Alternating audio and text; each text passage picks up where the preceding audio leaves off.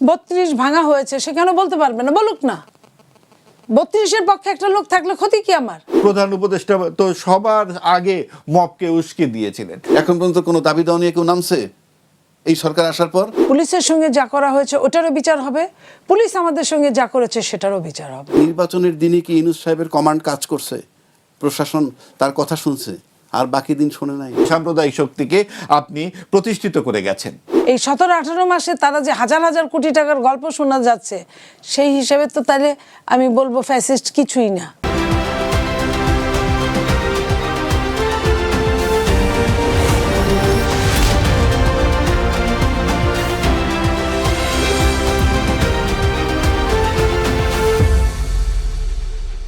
দর্শক, স্বাগত জানাচ্ছি কালের সংলাপে। আজ আমরা নানা বিষয় নিয়ে কথা বলবো। আমরা দেখতে পেয়েছি যে গণমাধ্যম থেকে শুরু করে সামাজিক যোগাযোগ মাধ্যম সব এখন সরগরম হয়ে রয়েছে ইরান ইসরায়েল হামলা পাল্টা হামলার ঘটনায়। আমরা দেখতে পেয়েছি সবশেষ দীর্ঘদিনের হুমকির পর ইরানের সর্বোচ্চ নেতা আয়াতুল্লাহ খামেনিকে হত্যা করে বসেছে যুক্তরাষ্ট্র, এবং এর আগে আমরা দেখতে পেয়েছি ভেনেজুয়েলার প্রেসিডেন্ট নিকোলাস মাদুরোকে নিজ দেশ থেকে অপহরণ করেছে মার্কিন সেনারা। এসব বিষয় সহ নানা বিষয় নিয়ে আজ কথা বলবো। আমাদের সাথে আলোচনার জন্য রয়েছেন আমাদের অতিথিরা, তাদেরকে পরিচয় করিয়ে দিতে চাই আপনাদের সাথে। আমাদের সাথে রয়েছেন অ্যাডভোকেট আবু হেনা রাজ্জাকি, রাজনৈতিক বিশ্লেষক। তারপরেই রয়েছেন নীলুফার চৌধুরী মনি, সাবেক সংসদ সদস্য বিএনপি, এবং ঠিক তার পাশেই রয়েছেন সাংবাদিক এবং কলামিস্ট মাহবুব আজিজ। আপনাদের সকলকে স্বাগত জানাচ্ছি আজকের অনুষ্ঠানে। আমি শুরুতেই জনাব মাহবুব আজিজের কাছে যেতে চাই, যেই কথাটি আমি শুরুতেই বলছিলাম, এই যে দীর্ঘদিনের হুমকির পর ইরানের সর্বোচ্চ নেতা আয়াতুল্লাহ আলী খামেনিকে হত্যা করে বসলো মার্কিন যুক্তরাষ্ট্র, এবং এই ঘটনাতে আইআরজিসি বলছে যে ইরানিদের প্রতি এই ঘটনার প্রতিশোধ নেবে ইরানিরা। এই যে তারা প্রতিশোধ নেবার কথা বলছে, আসলে কি তাদের সেই সক্ষমতা আছে বলে আপনার মনে হয়?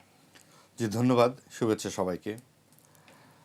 দেখুন, ইরান ইরাক যুদ্ধ তো আমাদের সেই শৈশব থেকে আমরা শুনে আসছি, যে উপসাগরীয় যুদ্ধ। আমরা পুরো 80 দশক মনে পড়ে যে এটা পত্রিকার পাতায় নিয়মিত একটা ঘটনা ছিল। ভাতৃঘাতী যুদ্ধ বলা হতো তখন। দু ভাইয়ের মধ্যে লড়াই চলছে, ইরাক ইরান ইত্যাদি।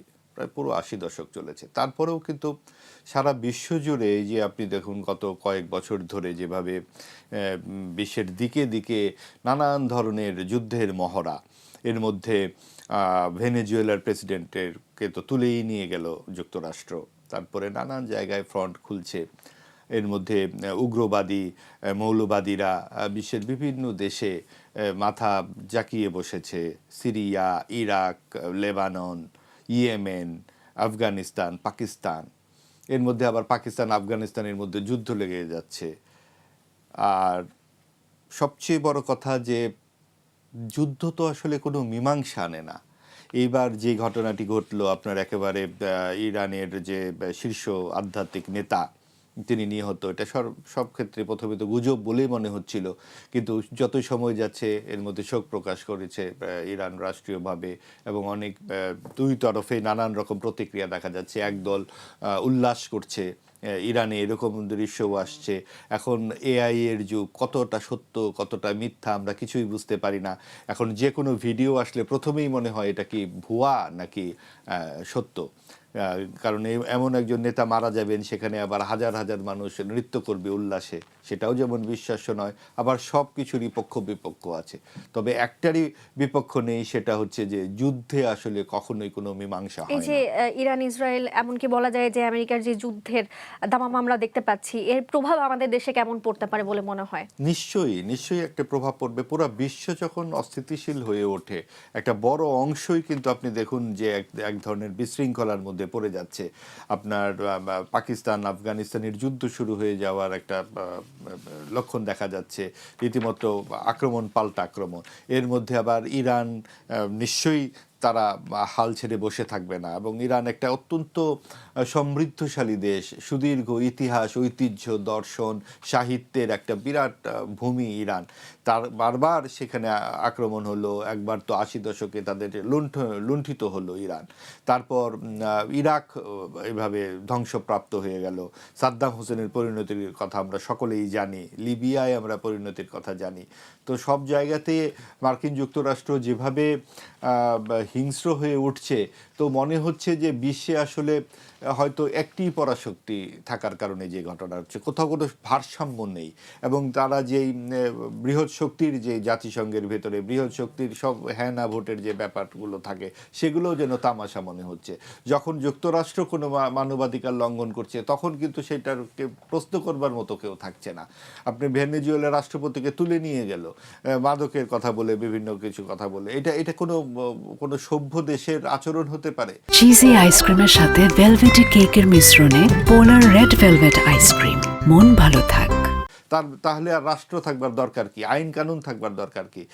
ইরানের ক্ষেত্রে যেটা ঘটলো সেটাও তো একদম বলে কয়ে হত্যাকাণ্ড ঘটিয়ে দেওয়া হলো। এখানে দিকে দিকে যে অবস্থাটা ঘটছে, আমরা প্রত্যাশা করব নিশ্চয়ই শেষ পর্যন্ত তো মানবাধিকারই বিজয়ী হবে এবং মানুষের অধিকারের চেয়ে বড় কিছু নেই, মানুষের স্বার্থই দেখা হবে। এবং এখানে যেন জাতিসংঘ আর চুপ করে না থাকে, এবং জাতিসংঘকে জাতিসংঘের জায়গায় আমরা দেখতে চাই। সেখানে বৃহৎ শক্তি যদি সব কিছু করে থাকে, এবং যেই চীন এত বড় শক্তি হিসেবে আবির্ভূত হচ্ছে, চীন আদৌ কি বড় শক্তি কিনা এবারই তার প্রমাণ হবে।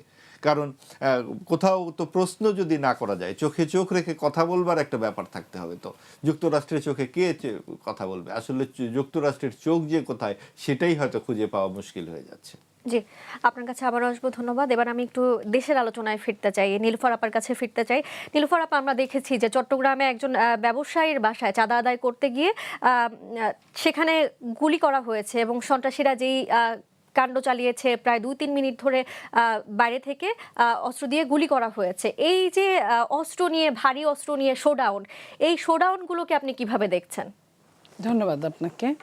যারা শুনছেন, আমার শুভেচ্ছা অভিনন্দন, আমার সহালোচক বৃন্দকে শুভেচ্ছা। দেখেন, এটা অবশ্যই ভালোভাবে দেখার কোনো কারণই থাকতে পারে না।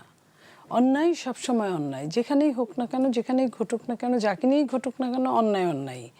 সেই অন্যায়ের পূর্ব লক্ষণ আছে কিছু, পূর্ব শর্ত আছে কিছু, সেগুলো যদি অপূরণ হয় তাহলে এটা বাড়তেই থাকে। যেমন ধরেন, আমরা এর আগের সরকার, মানে ইন্টারিম গভর্নমেন্ট থাকতে আমরা বলেছিলাম যে যত অস্ত্র খোয়া গেছে, সরকারি অস্ত্র, থানার যত ইলিগ্যাল অস্ত্র আছে, যে কোনো নির্বাচনের আগে, নির্বাচনের জন্য হলেও এই অস্ত্রগুলো উদ্ধার করতে হয়। উদ্ধার করার বিভিন্ন সুযোগ সুবিধা দিয়ে, তারপরে বিভিন্ন আপনার আলটিমেটাম দিয়ে এগুলা উদ্ধার করা হয়, বা গোয়েন্দা সংস্থার কাছে তথ্য থাকেই। কিন্তু ইলেকশনের আগে এইসব করা হয় নাই তেমনভাবে। তো এই অস্ত্রগুলো যখন যার কাছে যায়, অস্ত্র তো ব্যবহার হবে, অস্ত্র তো আর চুপ করে বসে থাকে না। তো অস্ত্রের ব্যবহার করতে গিয়ে যত অঘটন ঘটে, যত মব ঘটে, যত সন্ত্রাসী কার্যকলাপ ঘটে, কোনো কারণে কি সেই অস্ত্রগুলো ব্যবহার করে এই চাঁদাবাজিগুলো করা হচ্ছে, সেটি মনে হচ্ছে? এই অস্ত্র তো ব্যবহার করে, এই অস্ত্রগুলো যে অস্ত্রই হোক না কেন, লিগ্যাল অস্ত্র ব্যবহার করে তার কেউ চাঁদাবাজি করে না, ইলিগ্যাল অস্ত্র দিয়েই চাঁদাবাজি করে। তো অস্ত্রগুলো যদি, আমি একটা কারণ বলছি, অস্ত্রগুলো যদি উদ্ধার করা হতো, এবং তাইলে হয়তো কি, আপনার এই অস্ত্র না পেলে আপনি খালি হাতে যাবেন, লাঠি নিয়ে যাবেন, সেটা কিন্তু একটা মানুষ চরমভাবে মৃত্যুবরণ করে না। অস্ত্রের একটা গুলি যতটা তার মৃত্যুর জন্য তড়িৎ সহায়তা করে। তো সেই জন্য বলছি যে এখন যে সরকার আসছে, আমরা তাদের কাছে এই কথাই বলবো, যত তাড়াতাড়ি পারে অস্ত্র উদ্ধার করুক, এবং এই সন্ত্রাসীর বিচার যদি হয়, আইনের অনুশাসন, যেটা মাননীয় প্রধানমন্ত্রী বলেছেন প্রথম দিনই, যে উনি আইনের অনুশাসনের মাধ্যমে দেশ চালাবেন। সে আইনের অনুশাসন হলে অপরাধী যেই হোক না কেন, সে শাস্তি পাবে। শাস্তি পাওয়ার জন্য যা যা করা দরকার, সেটা যদি সরকার করে, আমরা বিশ্বাস করি যে এটা খুব তাড়াতাড়ি হবে। সদ্য একটা, আপনি জানেন যে এখন রোজা চলছে, রোজা যেদিন শুরু হয়েছে, সরকার ক্ষমতাও সেই দিন আপনার দায়িত্ব গ্রহণ করেছে। অতএব অনেক অনেক অনেক চ্যালেঞ্জ, দেশের অর্থনৈতিক চ্যালেঞ্জ, এর উপর আবার নতুন চ্যালেঞ্জ হলো এই যে আন্তর্জাতিকভাবে যুদ্ধ। একটা দেশের যুদ্ধ না, একসাথে কতগুলো দেশ এটার সাথে এফেক্টেড। যতগুলো দেশে আমেরিকান আপনার ঘাঁটি আছে, ততগুলো একযোগে অ্যাটাক করা হয়েছে। আবার ইরানের দিকে আপনার কয়েকটা রাষ্ট্র মিলে অ্যাটাক করেছে। তো সেটার পিছনে যিনি বসে বসে হাসছেন, তারা সব কিছু মিলে ক্ষতি কিন্তু আমাদেরই হবে। কারণ মিডল ইস্টে সবচেয়ে বেশি বাংলাদেশের মানুষ কাজ করে, তারা তাদের জীবনটা অনিশ্চয়তার মুখে। এই যে গতকালকে আপনার আপনার এরোপ্লেন বন্ধ হয়ে গেল যাওয়া, হঠাৎ করে যারা যেতে চেয়েছেন, যারা চাকরি করেন, ওইখানে কাজ করেন, ছুটিতে আসছেন, তাদের যাওয়াটা অনিশ্চয়তার মধ্যে পড়লো। আবার যারা ওখানে আছেন ওদের ফেরাটা আহত অনিশ্চয়তার হচ্ছেন মধ্যে তারা। পড়লেন, তারা অনেকেই আহত আহত হচ্ছেন, হয়েছেন। নিহত হচ্ছেন।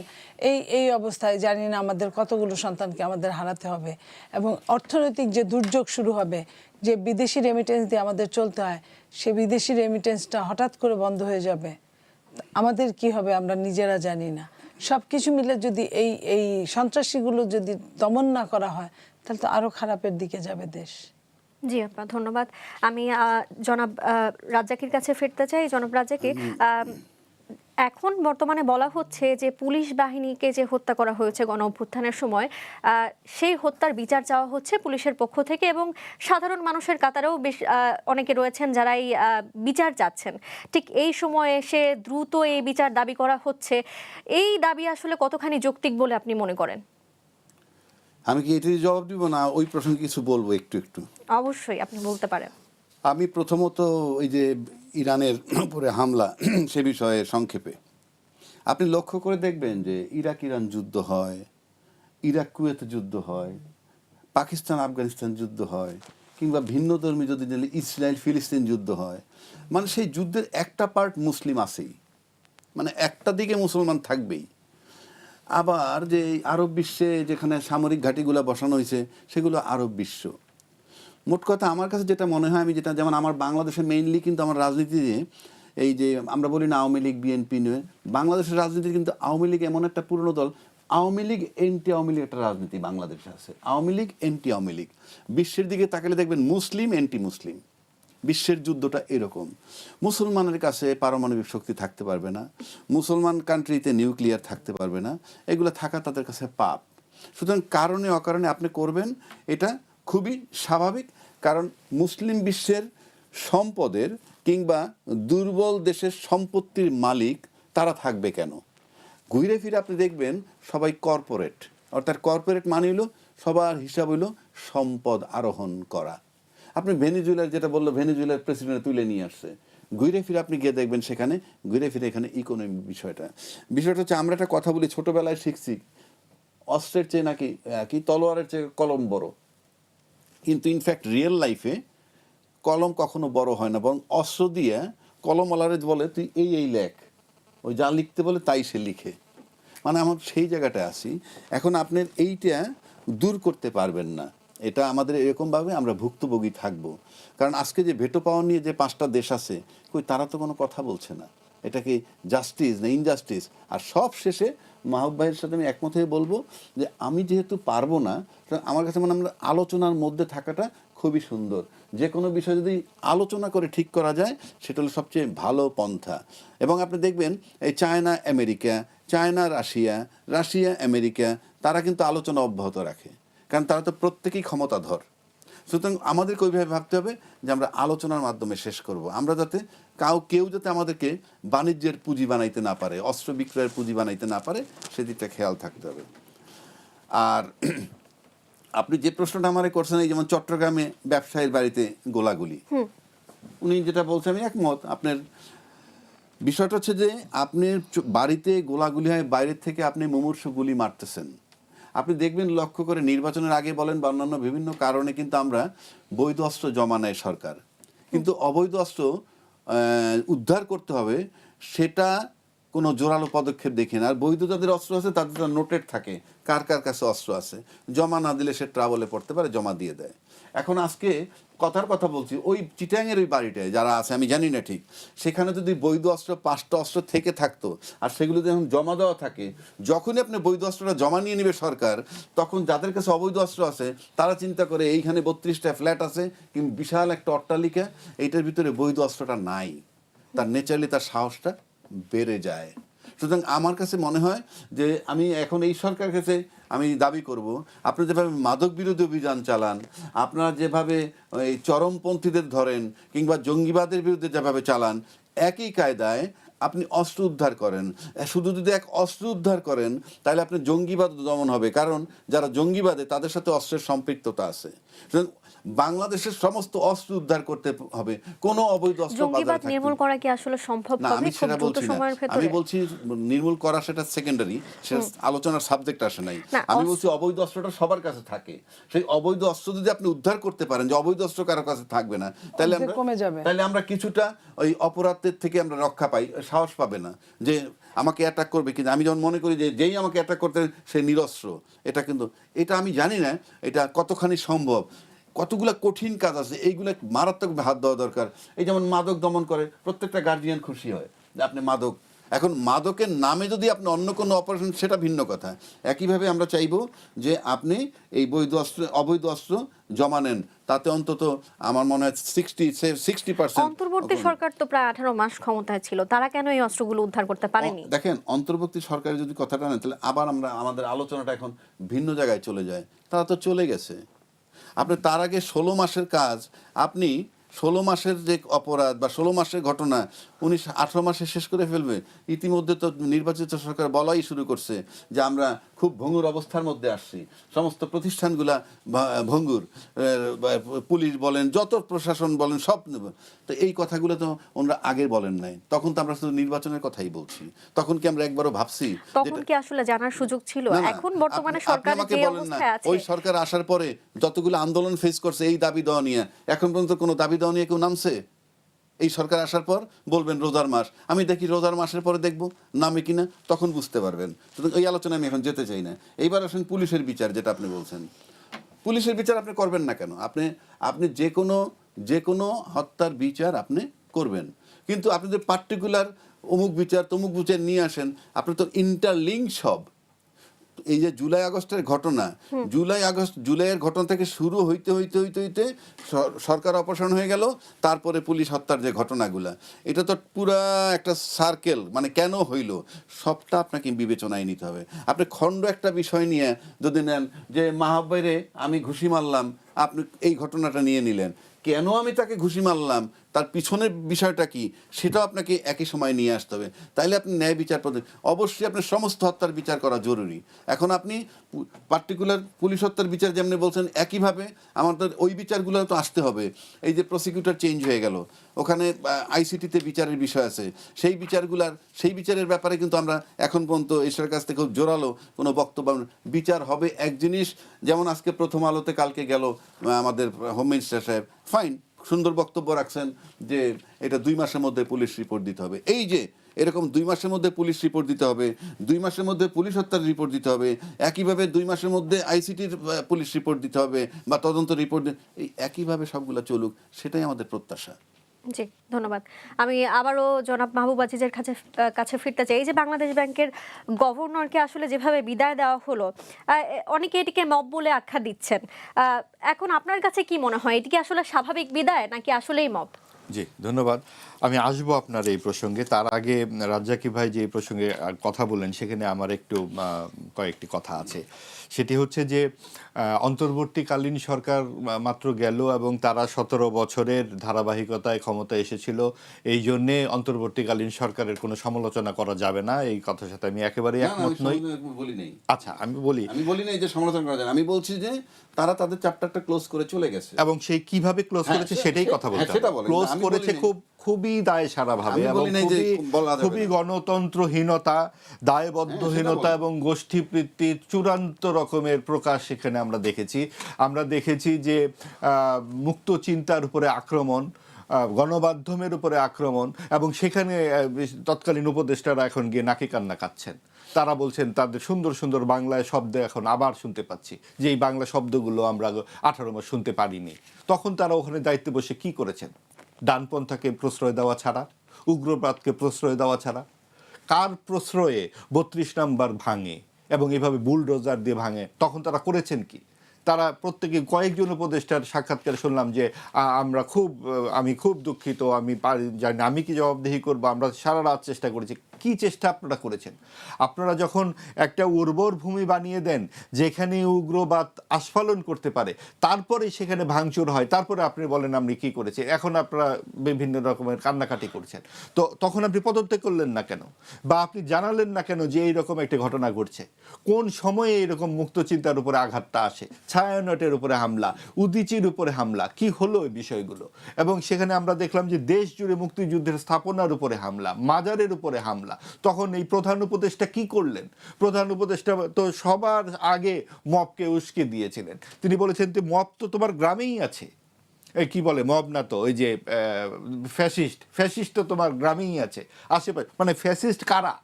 এই যে আপনি যারা ধরুন যে জুলাইয়ের হত্যাকাণ্ডের সঙ্গে জড়িত, শুরু থেকে আমরা অনেকেই বলছিলাম যে যারা জুলাইয়ের হত্যাকাণ্ডে জড়িত তাদেরকে চিহ্নিত করে বিচারের আওতায় আনুন, বাকিদেরকে আপনি অন্তর্ভুক্তিমূলক সমাজে একটা সুস্থ ধারা রাজনীতিতে আসতে দিন। তা না, আপনি সব সময় আপনি একটি বড় অংশকে, সমাজের বাইরের একটি বড় অংশকে রাজনীতির বাইরে রাখতে চাইলেন এবং সেই জায়গাতে জোর করে ডানপন্থাকে আপনি বিকশিত করতে চাইলেন। তার ফলাফল আমরা দেখছি জাতীয় সংসদে প্রধান বিরোধী দলকে, সাম্প্রদায়িক শক্তিকে, যা আমরা গত 70 বছর দেখিনি, সেখানে কিন্তু সাম্প্রদায়িক শক্তিকে আপনি প্রতিষ্ঠিত করে গেছেন। এবং আমরা যেই আলাপটা দিয়ে আজকে আলোচনা শুরু করলাম যে ইরানের এই যে ঘটনাগুলো, মধ্যপ্রাচ্যে বা ভাই যেটি বললেন যে যা যুদ্ধ হয়ে এক পাশে মুসলমানরা থাকে, এটা খুবই দুঃখজনক। এবং মুসলিমদের যে এই যুদ্ধের মধ্যে জড়িয়ে পড়তে হচ্ছে, আপনি দেখুন তাদের শাসন কারা করে। এক একজন 40 বছর ধরে লিবিয়ায়, ইরাকে, ইরানে, আফগানিস্তানে, পাকিস্তানে, এই পাকিস্তান 47-এর পর কখনোই কোনো সরকার, গণতান্ত্রিক সরকার 5 বছর টিকতে পারেনি। এই যে গণতন্ত্রের ব্যর্থতার কারণেই কিন্তু দেশগুলো ভুলুণ্ঠিত হচ্ছে।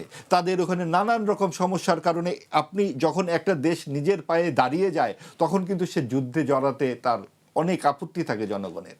আপনার অনেক সময় নিজের দেশের সমস্যা লুকিয়ে রাখবার জন্যও কিন্তু অনেকে যুদ্ধের মধ্যে থাকে। যুদ্ধের নানান কারণ আছে, কিন্তু যখন আপনার দেশে একটা গণতন্ত্র থাকবে, যুদ্ধ হলেও কিন্তু সেই দেশ খুব গৌরবের সাথে সেটাকে অংশগ্রহণ করতে পারে যদি প্রয়োজন হয়। যুদ্ধ তো প্রয়োজনের সময় হতে পারে। অর্থাৎ এই যে মুসলিম দেশগুলোর গণতন্ত্রহীনতাও কিন্তু তাদের এই ব্যর্থতার কারণ। বলছি না যে আমেরিকা খুব ভালো করছে, আমেরিকাই সেই দুষ্ট চক্রের হোতা যারা ইসরায়েলকে লেলিয়ে দেয়। আপনি বিশ্বের বিভিন্ন দেশে দেশে মানবাধিকার খুঁজে ফিরে মার্কিন যুক্তরাষ্ট্র, কিন্তু ইসরায়েল যখন ফিলিস্তিনের এই মানবাধিকার বছরের পর বছর লুণ্ঠন করে, তখন কিন্তু যুক্তরাষ্ট্র কোনো কথা বলে না।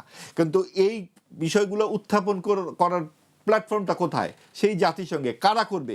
মুসলিম দেশগুলো যখন এইভাবে পর্যুদস্ত, তখন তারা কিভাবে কথা বলবে? কারণ তাদের দেশেই তো এক একজন পরাক্রমশালী নেতা 40 বছরের জন্য বসে যায় এবং তারা কোনো গণতন্ত্রের কোনো তোয়াক্কা করে না। নানান রকম ফরম্যাটে সেখানে শোষণ চলতে থাকে। তো এই বিষয়গুলো আমরা যে 18 মাসে দেখেছি, সেইখানে আমাদের কোথায় কোথায় জানি এরকম ডানপন্থার একটা সম্প্রসারণ আমরা দেখতে পেয়েছি এবং সেটাই আমরা নির্বাচনেও দেখলাম। এবং আমরা খুব ইতিবাচকভাবে দেখছি যে বাংলাদেশের জনগণ শেষ পর্যন্ত কিন্তু সাম্প্রদায়িক শক্তির পক্ষে রায় দেয়নি।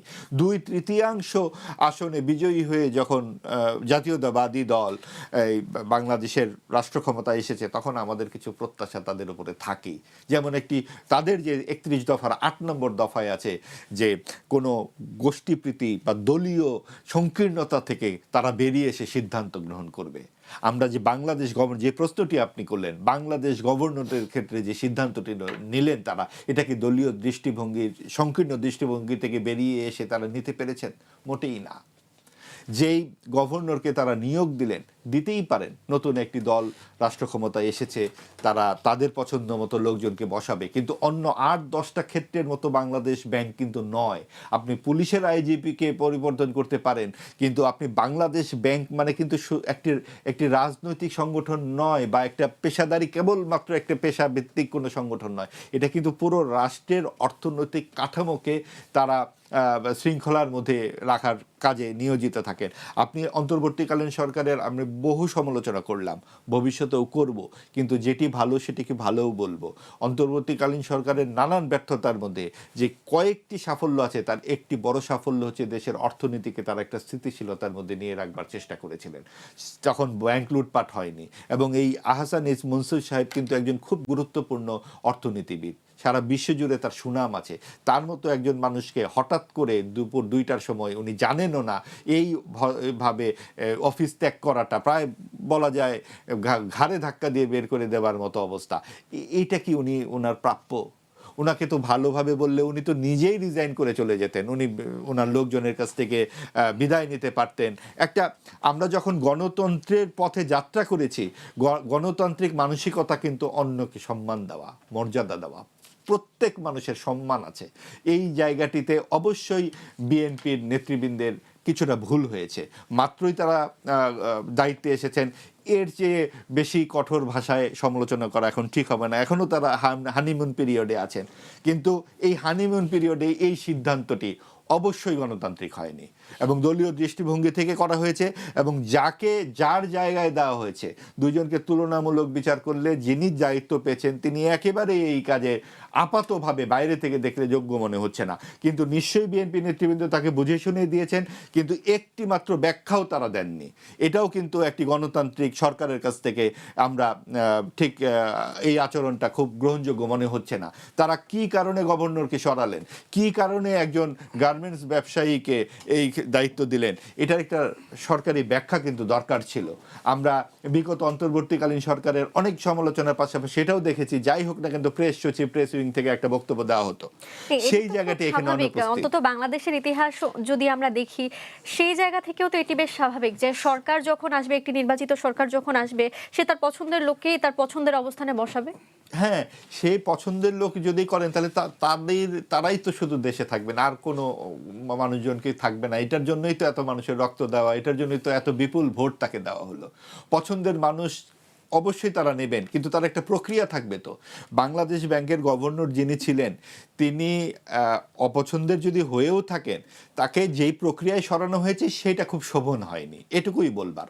তারা তাদের মতো করে লোক নিতে পারেন, কিন্তু তার একটা ভদ্রতা থাকবে, একটা গণতান্ত্রিক আচরণ থাকবে, এটা অন্যান্য ক্ষেত্রেও থাকা উচিত। আমি পেয়েছি জনাব মাহবুব আজিজ, আবারও আপনার কাছে ফিরবো। আপনার কাছে আরো অনেক প্রশ্ন রয়েছে, আমি এবার মনি আপার কাছে ফিরতে চাই। যে কোনো হত্যার বিচার চাইতেই পারে সবাই, হত্যার বিচার চাওয়ার অধিকার প্রত্যেকের আছে, একটা চোরেরও আছে, সাধুরও আছে, প্রত্যেকের আছে। তো সেইখানে তারা খেপে যায়, তাদের খেপার কারণটা নিশ্চয়ই এখানে খোঁজ নিতে হবে যারা কর্তৃপক্ষ। এখন মেখে মেখে অনেক বেলা হয়েছে, আপনার চাইলে এই মুহূর্তে আমি রেগুলেশনকে আনতে পারি না। রেগুলেশনের একটা সময় ছিল, সেটা 2 দিন, 1 দিন, 3 দিন, এর বেশি রেগুলেশন থাকে না। তার আগে পরে যা ঘটনাগুলো ঘটেছে, তার আগে পরে প্রত্যেকটা ঘটনার চুলচেরা বিশ্লেষণ হওয়া দরকার আমি মনে করি। হ্যাঁ, তো সবচেয়ে বেস্ট হয়েছে যে 3 দিন যে দেশে সরকার ছিল না, আমরা যত ভয় পেয়েছিলাম যে একটা দেশের সরকারবিহীন একটা দেশ চলতে পারে কিভাবে, অথচ চলেছে সেই 18 মাসের চেয়ে ভালো চলেছে, 15.5 বছরের চেয়ে ভালো চলেছে। ওই 3টা দিন জিনিসপত্রেরও দাম কমেছিল, কারণ সিন্ডিকেটটাও ভয় ছিল। তারপরে সিন্ডিকেটরা আবার ঠিক জায়গা মতো সব ঠিকঠাক করে জেগে বসেছে।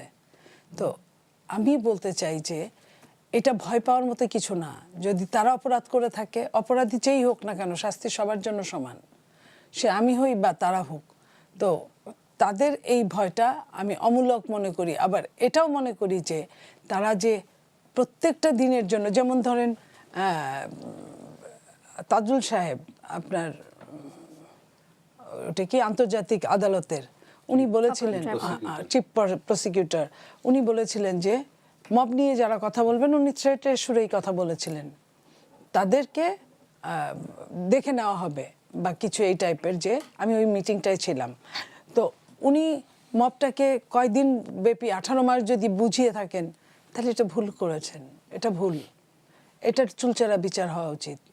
আমি মনে করি যে পুলিশ জনগণের বন্ধু হোক, জনগণের বন্ধু হিসেবে কাজ করুক আগামীতে, সেই জন্য ওই ট্রমাটাইজ পুলিশের জায়গাটা বুঝাই দিতে হবে। এতদিন পুলিশ তার জায়গা বুঝে নাই, কারণ সরকারকে স্যালুট করাই মনে করেছে তার কাজ, তার চাকরি।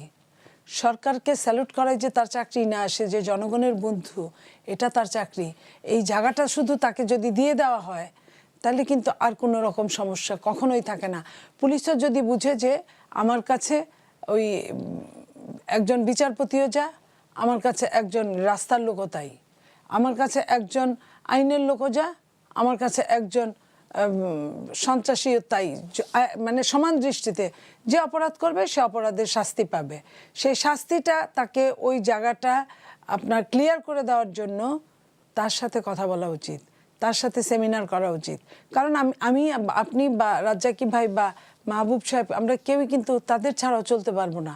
আইন শৃঙ্খলা তাদের হাতেই, তারা পারে না এটাও কিন্তু ঠিক না। কারণ আমরা নির্বাচনের দিনে দেখেছি আমরা যতটা ভয় পেয়েছিলাম, সত্যি কথা বলি, আমরা ভয় পেয়েছিলাম যে নির্বাচনে অনেক কিছু ঘটতে পারে, কিন্তু অনেক কিছু ঘটে নাই। তো এই জায়গাটা তারা চাইলেই তারা পারে, এবং এই চাইলে তাদের সাথে তাদের সমস্যাটা কি আমাদের সমস্যাটা কি এটা জানা উচিত আমাদের। আমরা প্রথমেই দূর দূর দূর দূর করে তাড়িয়ে দিব, আবার মাসোহারা দিব আমাদের ট্যাক্সের পয়সা দিয়ে, আবার তাদেরকে আমরা পিটাইতে যাব, তাদেরকে মেরে ফেলবো, তাদের জীবনে নিশ্চয়তা থাকবে না। এটা তো হতে পারে না। আমাদেরও যেমন জীবনে নিশ্চয়তা আছে, তাদেরও ঠিক তেমনই জীবনের নিশ্চয়তা আছে। এই নিশ্চয়তার যখন ভাগ বন্টন হবে তখন অন্য কেউ ভয় পাবে বা অন্য কেউ এটা নিয়ে অন্যরকম কথা বলবে, এটা মেনে নেওয়া হবে না, সে যে সমাজের যেই হোক না কেন। তো সেই জায়গা থেকে আমরা বলতে চাই, পুলিশের সঙ্গে যা করা হয়েছে ওটারও বিচার হবে, পুলিশ আমাদের সঙ্গে যা করেছে সেটারও বিচার হবে।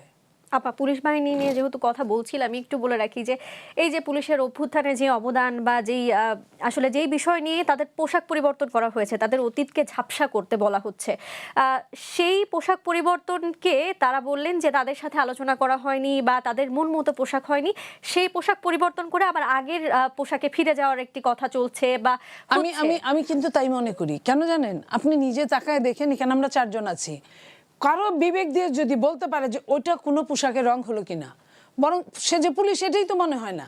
রাস্তায় যে দাঁড়ায় ধূসরের সঙ্গে ধূসরে একাকার হয়ে যায়।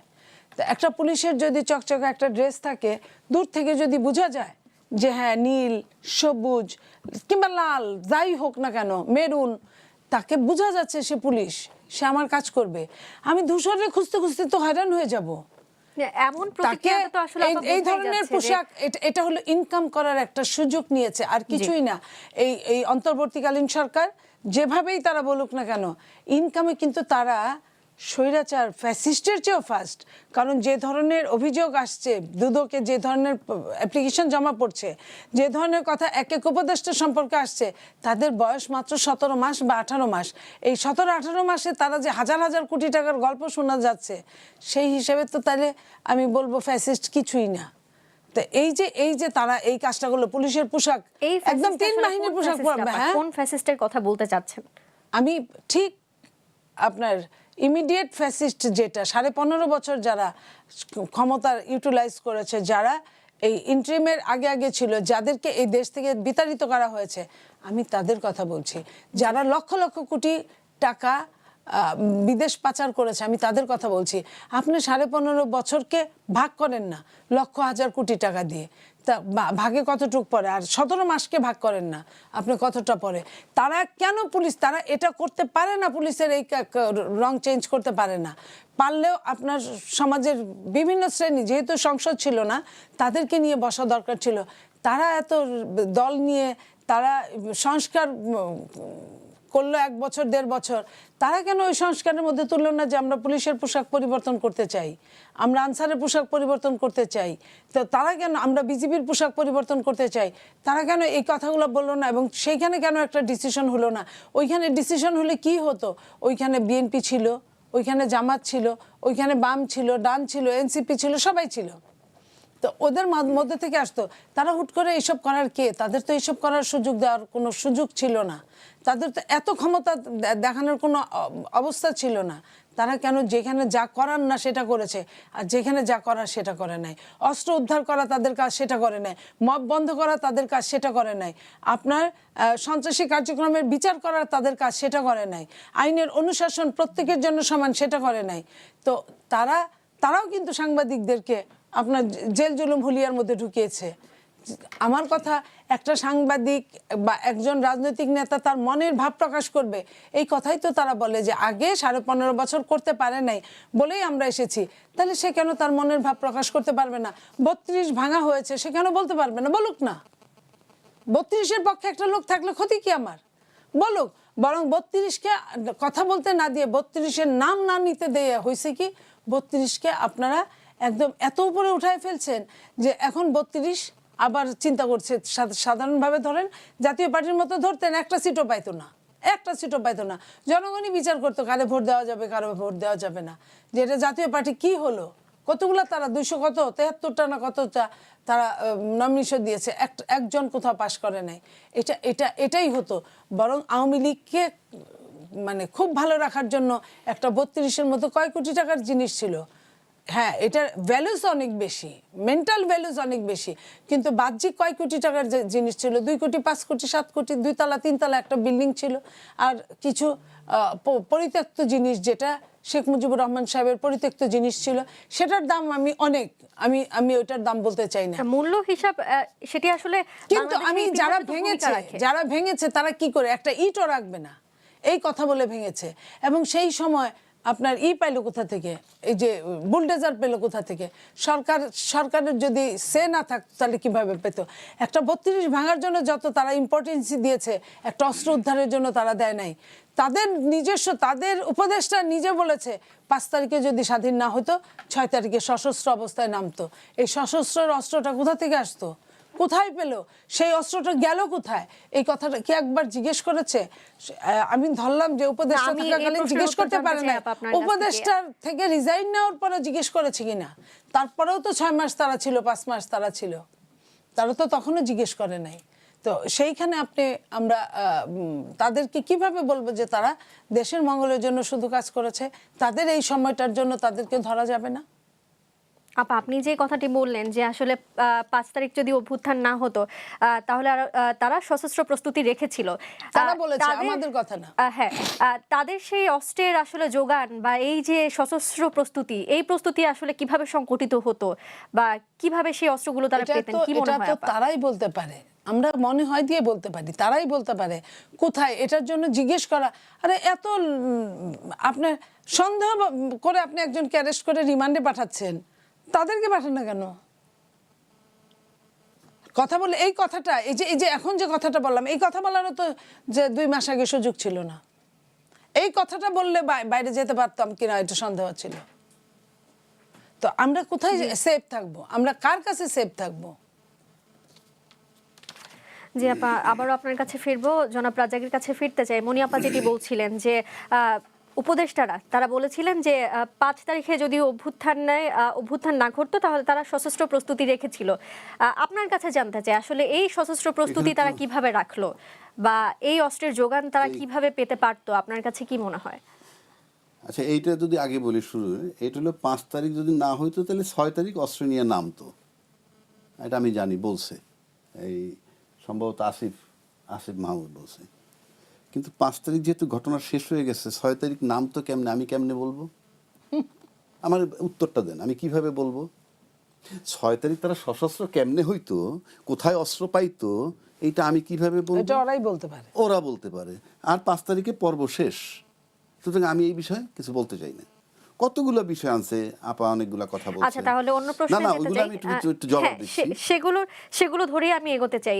জনাব মাহবুব আজিজ কিছুক্ষণ আগে বলছিলেন যে অন্তর্বর্তী সরকারের অনেক ভালো ভালো দিক রয়েছে। তিনি এটাও বলেছেন যে অর্থনীতিকে স্থিতিশীল রাখার জন্য অন্তর্বর্তী সরকার অবদান রেখেছে। এবং আপা কিছুক্ষণ আগে বলছিলেন যে ইনকামের দিক থেকে ফ্যাসিস্ট হাসিনা, আপার ভাষায় আপা যেটি বলছিলেন যে গত সরকারের যে ইনকাম বা দুর্নীতি, সেই দুর্নীতিকে ছাপিয়ে গেছে অন্তর্বর্তী সরকারের বেশ কিছু মানুষ বা অন্তর্বর্তী সরকার। বেশ কিছু উপদেষ্টাকে আমরা দেখেছি যারা ছাত্র উপদেষ্টা, তারা প্রায় 1000 কোটির বেশি টাকা তাদের কাছে এখন রয়েছে। তাদের অনেকে নির্বাচন করলেন এবং তাদের বাড়িঘর আগে যেখানে ভাঙা ছিল এখন সেখানে আমরা বিল্ডিং দেখতে পাচ্ছি। আপনার কাছে কি মনে হয় এই যে অল্প দিনে তারা এত সম্পদের মালিক হলেন, এত অর্থের মালিক হলেন, আবার এই যে অন্তর্বর্তী সরকার অর্থনীতির যে স্থিতিশীলতা সেটি ধরে রাখার পরও শেখ হাসিনা যে প্রকল্পগুলো রেখে গেছিলেন, সেই প্রকল্পের যে ব্যয়গুলো ছিল সেই ব্যয়ের চেয়ে কয়েক গুণ ব্যয় বেড়েছে অন্তর্বর্তী সরকারের আমলে, সেই একই প্রকল্পের ব্যয়গুলো অনেক বেড়েছে। এগুলোকে আপনি কিভাবে দেখছেন? আমি বুঝলাম না, অনেক লম্বা প্রশ্ন করলেন আপনি। দুর্নীতি করছে, সহজ জায়গায় থাকি দুর্নীতি করছে। একটা সহজ জায়গাটা হলো তারা দুর্নীতি করছে, আর তো কঠিন জায়গা নেই, সবচেয়ে সহজ জায়গা দুর্নীতি করছে। 1000 কোটি হোক আর 1 টাকা হোক দুর্নীতি করছে। প্রথম কথা হইলো যে হাজার হাজার কোটি টাকা দুর্নীতির খাতগুলা কোথায়? আমি একবারও বলি না তারা দুর্নীতি করেন। আজকে আমি মন্ত্রী হই, মাহবাই মন্ত্রী হোক, ভ্রুঙ্গামারিতে তার আত্মীয় কে আছে, তার গাড়ির ড্রাইভারও টাকা ইনকাম করবে। Nothing new in Bangladesh. এই বাংলাদেশে আমরা এইভাবে চলি। আমরা 25 কোটি 30 কোটি টাকা এমপি ইলেকশনের জন্য 50 কোটি টাকাও ব্যয় করি। কেন করি?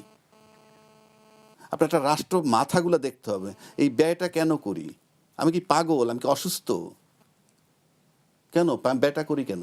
রিকাভার হবে। কোনো সংসদ সদস্য সংবিধান মোতাবেক তার কাজ করেন না, উনি ডেভেলপমেন্ট ওয়ার্কে চলে যান।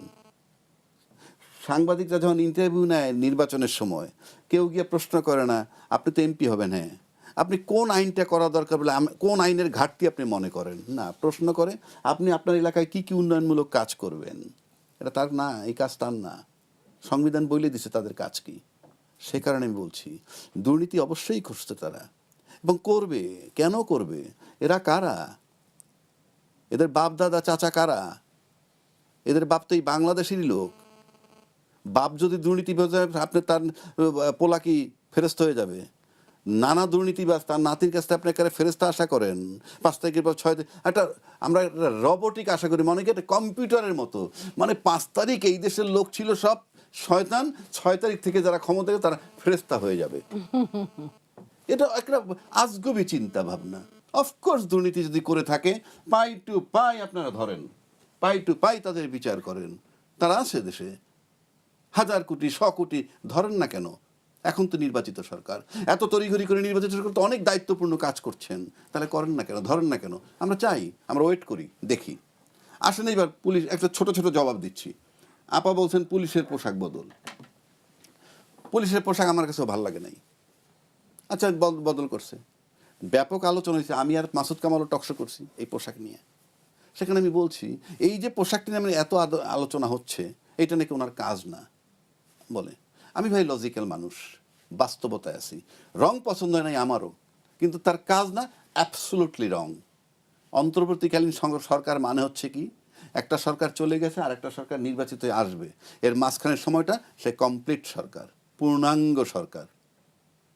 একদম পূর্ণাঙ্গ সরকার বলতে যা বোঝায়, সে তত্ত্বাবধায়ক সরকার ছিল না, অন্তর্বর্তীকালীন সরকার। সুতরাং সে পুলিশের ডিসিশন নিতেই পারে, কিন্তু রাইট রং মানে কাপড় ভালো হইল কিন্তু অন্য প্রশ্ন। আসেন বিডিআর বিজিবি, বিডিআরের নাম বদলে যখন বিজিবি লেখা হইল এবং পোশাক বদল হইল, আমি কোনো পত্রিকায় নিউজ দেখিনি এই বাংলাদেশে, কেউ এটা নিয়ে সমালোচনা করে নাই।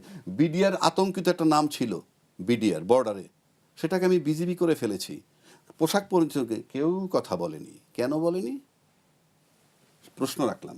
এইবার আসেন অন্তর্বর্তীকালীন সরকারে ভালো কিছু কাজের কথা মাহবাই বলছে, অফকোর্স ভালো করছে, সেটা বলবো। আপা বলছে নির্বাচনের দিন খুব সুষ্ঠু হয়েছে।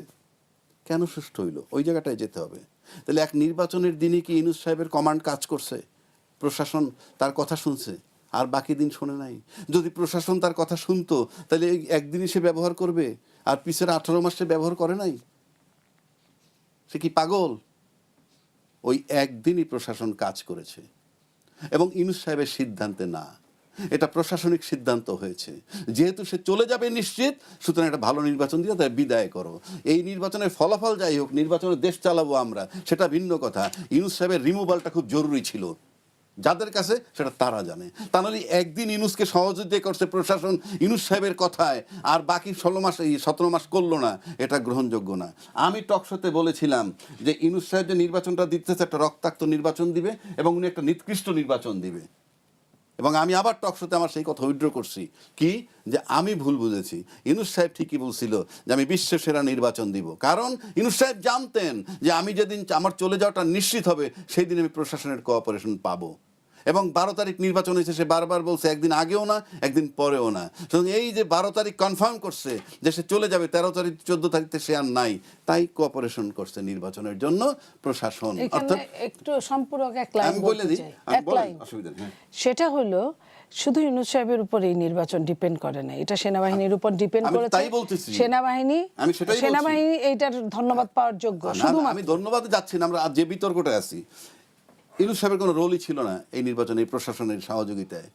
তার মানে হলো ওই একদিনই সে প্রশাসনের সহযোগিতা পেয়েছে। আর যদি বলেন বাকি দিন পায় নাই কেন, প্রমাণ দিয়ে দিচ্ছি। কালের কন্ট্রাক্টে ইন্টারভিউ দিয়েছিলেন আমাদের রাষ্ট্রপতি সম্প্রতিকালে, সেখানে তিনি বলছেন তাকে কারা রাখছে, বলছে বিএনপির সহযোগিতা রাজনৈতিকভাবে আমি পেয়েছি আর আর্মির সহযোগিতা আমি পেয়েছি। তাহলে আওয়ামী লীগের নির্বাচিত যে রাষ্ট্রপতি, তাকে যখন এইভাবে প্রোটেকশন যারা দিছে, আর ইউনূস সরকার হলো পুরাপুরি এন্টি আওয়ামী লীগ একটা গভর্নমেন্ট, ছাত্রদের দ্বারা নিয়োগপ্রাপ্ত, তাহলে সে দুই জায়গায় নিশ্চয়ই কোঅপারেশন পাবে না একইভাবে, সিম্পল। তারপরে আসেন আরেকটা কথা বলছে ভাই, এই যেটা বলতেছিলাম যে ইউনূস সাহেব যে পূর্ণাঙ্গ সরকার এবং তার সিদ্ধান্তের উপরে সবাইকে অটল থাকতেছে, সে কারণেই 2026-এর ফেব্রুয়ারি মাসে নির্বাচন আসছে। সংবিধান মোতাবেক 2026-এর ফেব্রুয়ারিতে কোনো নির্বাচন নাই। আরেকটা কথা আসি, ভাইয়ের সাথে কোঅপারেট করতেছি আমি, এই মাহবুব ভাই, যে বাংলাদেশ ব্যাংকের গভর্নর, বাংলাদেশ ব্যাংকের গভর্নর শুধু বিএনপির গভর্নর নয়, সে বাংলাদেশের ব্যাংকের গভর্নর।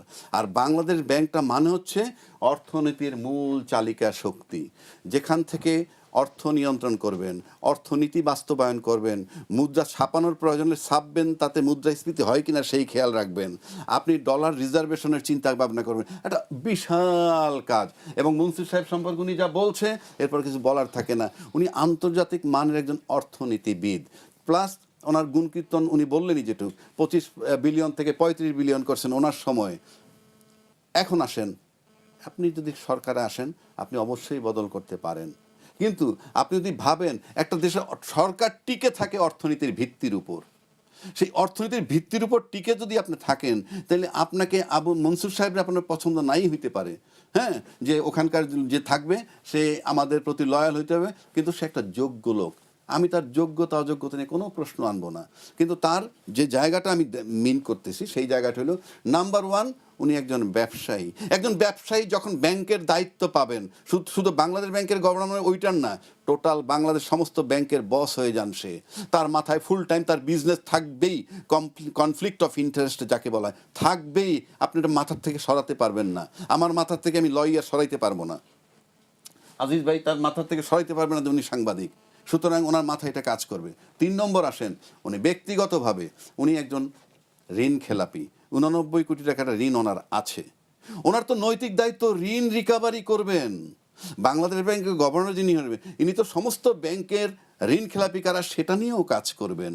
আমি নিজে যখন ঋণ খেলাপি, তখন তো আমার নৈতিক সাহস ভয়েসটাই থাকবে না কমান্ড দেওয়ার যে আপনি ঋণ খেলাপি টাকা দেন, আমি নিজে ঋণ খেলাপি। তো আপনি জেনে শুনে ঋণ খেলাপি, ঋণ রিকভার করার জন্য যে দরকার টাকা, সে টাকার দায়িত্বটা পুরো তাকে দিয়ে দিলেন, কারণটা কি? এটা আমার কাছে কোশ্চেন মার্ক। আপনি পারবেন না, অ্যাটলিস্ট সে সব দিক দিয়ে কোয়ালিফাইড, আমি ধরে নিলাম সুপার কোয়ালিফাইড, যেহেতু ঋণ খেলাপি, তার মানে কি একজন ঋণ খেলাপি ঋণ রিকভারি করে টাকা দিয়ে, সেই টাকার জায়গাটায় আমরা বসায় দিলাম তাকে, এটা নৈতিকভাবে গ্রহণযোগ্য হলো না, কোনোভাবেই হলো না। বিএনপিতে নিশ্চয়ই আরও যোগ্য লোক আছে এরকম ক্লিন, এই জায়গাটায় আমি দ্বিমত করছি এবং দ্বিমত রেখে গেলাম। জি ধন্যবাদ। আবার আপনার কাছে আসবো, জনাব মাহবুব আজিজের কাছে ফিরতে চাই। অন্তর্বর্তী সরকারের সময় মব সহিংসতা, গণপিটুনির কারণে আতঙ্কে থাকতেন সাধারণ মানুষ, এবং সে সময় বলা হয়েছে যে এই মবকে মব বলা যাবে না। সেই মবের কারণে বা মবকে ভয় পেয়েই যারা উপদেষ্টা ছিলেন তারা এখন খুব একটা জনসম্মুখে আসছেন না। আপনার কি মনে হয় তারা এই মবকে কেন ভয় পাচ্ছেন? যে দেখুন, এই প্রসঙ্গের আগে এটা কিন্তু রাজনৈতিক বিশ্লেষকরা বলছেন। নিশ্চয়ই রাজ্জাকি ভাইয়ের কয়েকটা প্রসঙ্গে একটু কথা বলে নেই। উনি বললেন যে সরকারের লোকজন তো দুর্নীতি করবেই, কারণ বাপ দাদারা দুর্নীতি করেছে, এটা এমন কিছু নাই, হচ্ছে তাই বলছি। হ্যাঁ, তো হচ্ছে বলেই তো গণ অভ্যুত্থানটা হয়েছিল, মুক্তিযুদ্ধ হয়েছিল। সেটা বললাম যে 5 তারিখের পর তো সব শুধু 5 তারিখে না, বারবার গত 54 বছরের যত আন্দোলন, এই দেশটাই স্বাধীন হয়েছে তার বিরুদ্ধে এবং এই দুর্নীতির বিরুদ্ধে। কাজে এইটা বললে হবে না যে অমুকরা করেছে আমরা করব।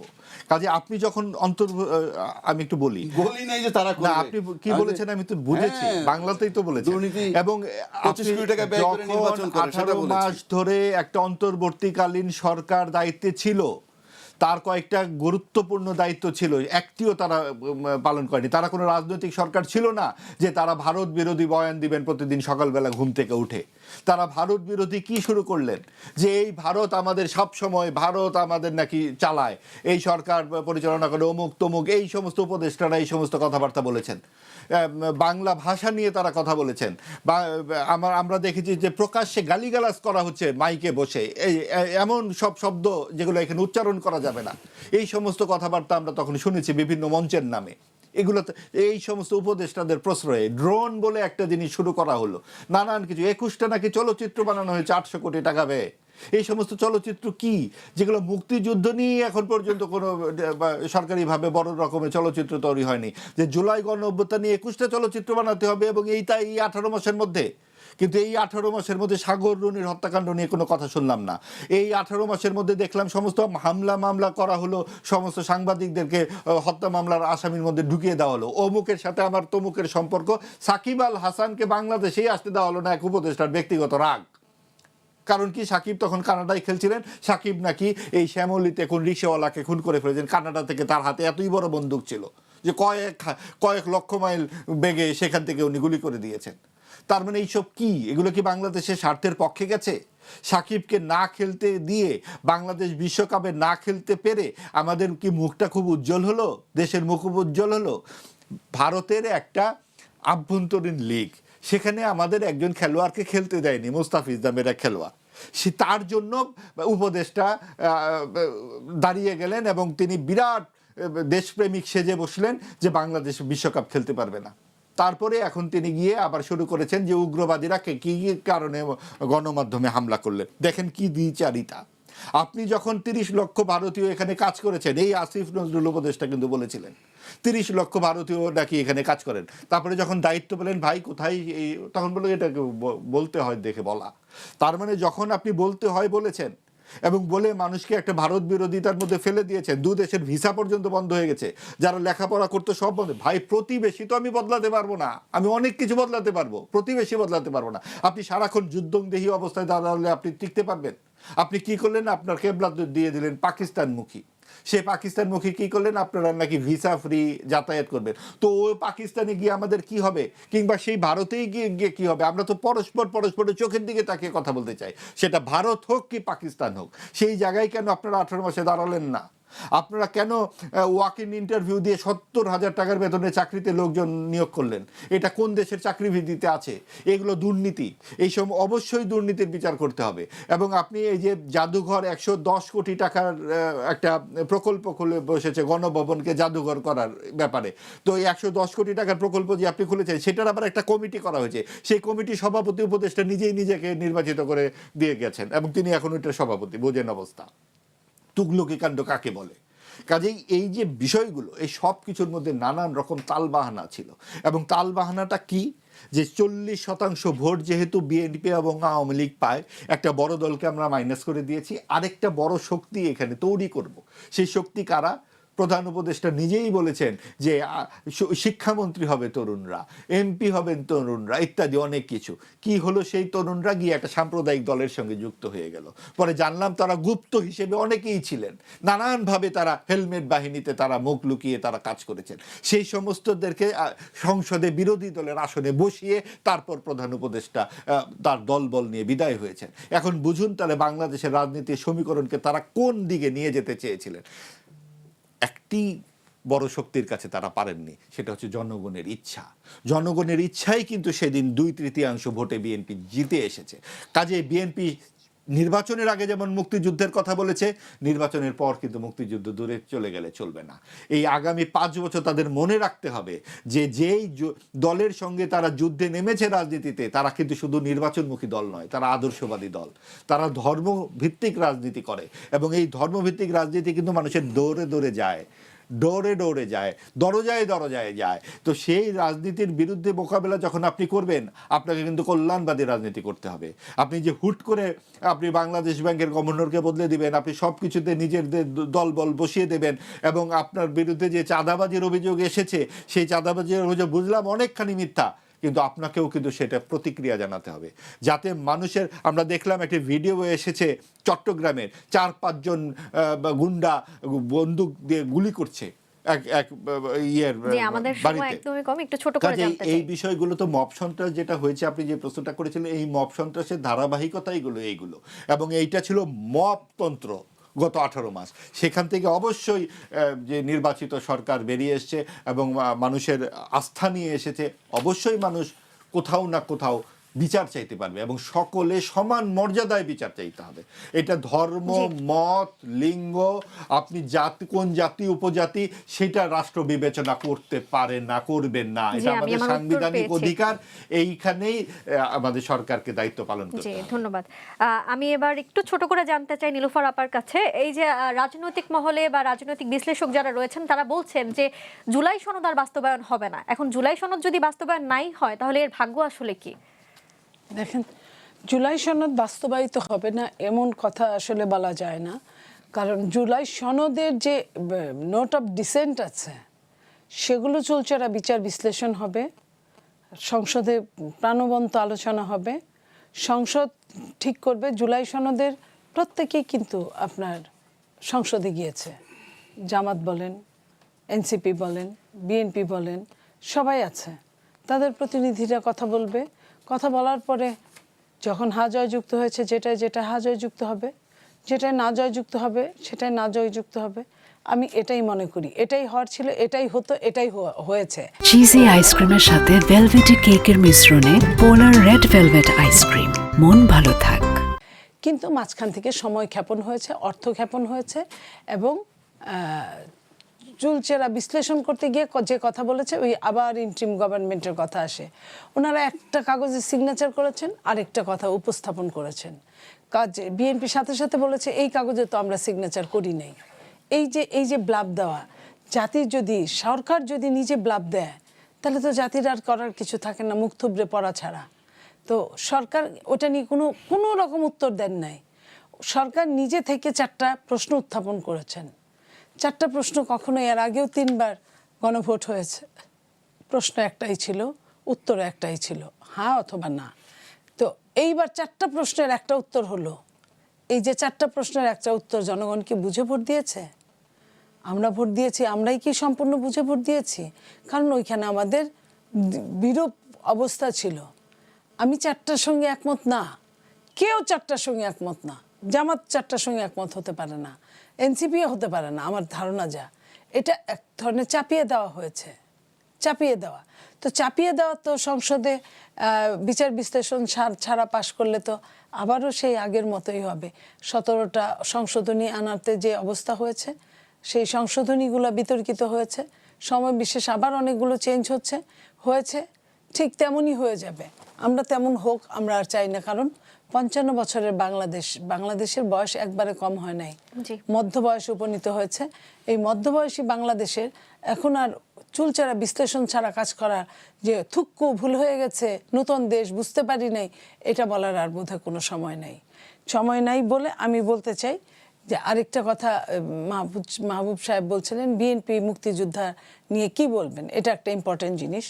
বিএনপি মুক্তিযোদ্ধার দল, বিএনপির প্রধান প্রতিষ্ঠান করেছেন যে দলটাকে, উনি মুক্তিযোদ্ধার ঘোষণা দিয়েছেন, উনি সম্মুখ সারিতে যুদ্ধ করেছেন, দেশ স্বাধীন করেছেন, ব্যারাকে ফিরে গেছেন, আবার উনি দেশের প্রয়োজনে আবার সামনের দিকে এসেছেন, বা জনগণ সিপাহী বিপ্লব করে তাকে নিয়ে এসেছে, সে হাল ধরেছেন, দেশের অনেকটা উপকার করেছেন উনি ওনার মতো।